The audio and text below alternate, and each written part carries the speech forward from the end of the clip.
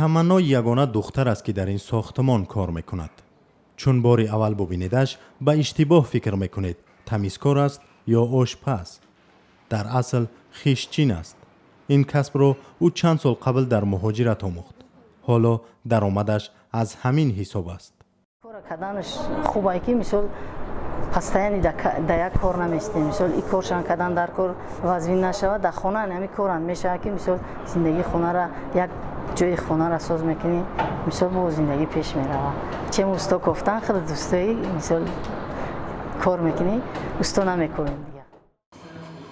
مثل تمنا دختران دیگری هم هستند که برای پیشبرد زندگی قالب‌های شخص شده را شکستند و به کسب رو آوردند که تا امروز در جامعه تاجیکستان مردانه حساب میشد.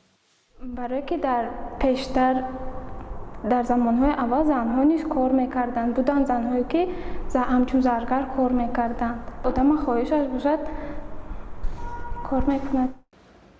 کمیته کارباز زنان و عائله تاجیکستان هم اخیراً با مخالفت به تقسیم بندی بین کارهای مردانه و زنانه از دختران و زنان دعوت کرد که هنگام انتخاب کسب آزادتر باشند.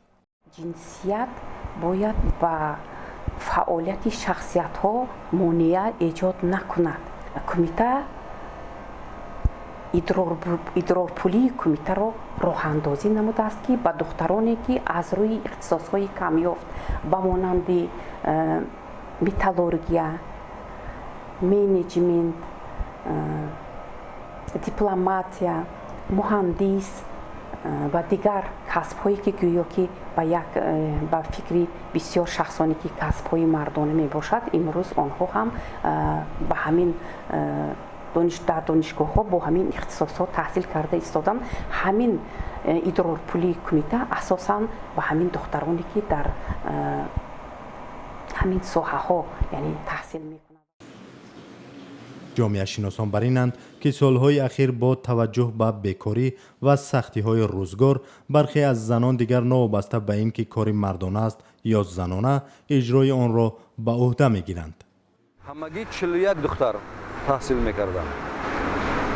خوشبختانه امسال در شعبه روزانه 69 دختر و در شعبه غایبانه زیاده از 100 دختر در اختصاص‌های مختلفی کالج تکنیکی در شعبه غایبانه تحصیل میکنند.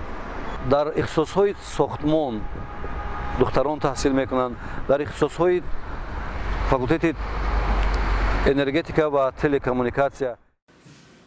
زنان معمولاً در تاجیکستان بیشتر از همه در ساحه آموزگاری و طب فعالیت میکنند و اکثر زنان و دختران حالا با هنرهای خیاطی و یا میده فروشی در بازارها زندگی خود را میچرخانند. در جامعه سنتی تاجیک تصور می شود که زن فقط دوزنده و خانشین است. تمنا یکی از زنانی که کاری وزنین مردانه می کند با باور می گوید در صورت ضرورت به گفته او زن می تواند کارهای انجام دهد که شاید برای یک مرد دشوار باشد.